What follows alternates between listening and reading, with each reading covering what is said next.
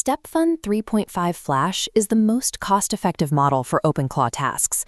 Over the last week, every major tech outlet ran this exact story. The numbers reported in these articles are entirely accurate. Independent testers ran the 300 required battles, crunched the math, and confirmed the efficiency metrics. But by staring so closely at the benchmark scores, the entire industry missed the actual story hiding right underneath them. When we can easily verify a specific data point, we feel like we understand the whole picture.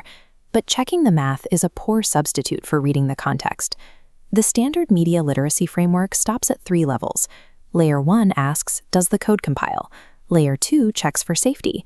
Is user data encrypted? Finally, Layer 3 verifies accuracy, confirming the cost per token math matches the claims. A piece of technology can pass all 3 of these tests. It works, it's safe, and the numbers are right. Yet the story it tells the public can still be a complete distortion of reality. To see that distortion, we have to look outside the pyramid entirely. We have to audit for Layer 4, completeness. To run that audit on the StepFun 3.5 story, we ran the text through Goldberry.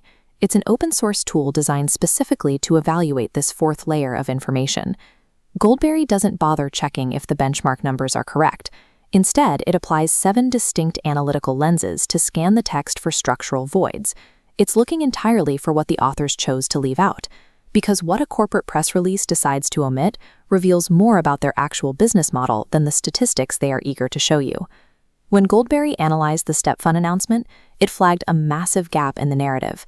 The story celebrates a reduction in gaming production costs, but ignores why those costs are so high to begin with: decades of hardware monopolies.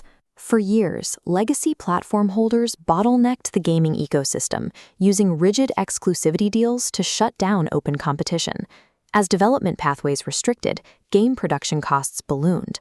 The financial hurdles these AI models claim to solve are an artificial ceiling created by the platforms.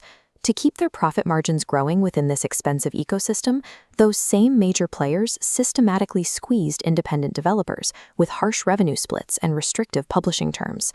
Cheering for an AI tool because it shaves a few cents off an OpenClaw task ignores the corporate architecture that engineered those massive price tags in the first place. The audit flagged another glaring omission, hidden right behind the word efficiency. Behind every seamless automated AI ecosystem is a vast, unseen human workforce.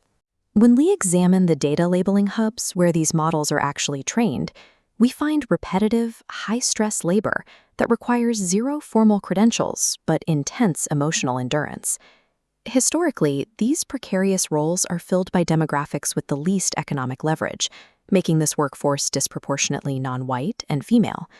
By geolocating where these labeling tasks are performed, the audit reveals that cost-effectiveness is often just a geographic arbitrage. It relies on indigenous communities and the Global South to provide uncredited foundational labor at a fraction of Western wages. Technological progress looks incredibly inexpensive when you transfer the physical cost of that progress onto marginalized people thousands of miles away. The structural voids Goldberry found in this one gaming story are not unique. This exact strategy of omission is used across the finance, healthcare, and energy sectors. This graph shows a company proudly reporting quarter-over-quarter growth. The math is flawless. But if you rotate your perspective to look at the shadows cast by those numbers, you find the resource extraction and labor required to generate them. The accuracy hides the damage. True media literacy means we have to stop giving out participation trophies just because a company didn't lie about their math. We have to start actively investigating the silence surrounding their claims. By repeating technically true statistics without asking what's missing, we accidentally do PR work for the systems taking advantage of us. It's time to expect more from the information we consume. The next time a technological breakthrough dominates the news cycle, look past the benchmarks and demand the full picture. You can run these checks yourself. Put the articles you read through Goldberry and let its 7 lenses locate the gaps in the story. The tool is completely open source and free to use. Because the truth is only useful when it is complete.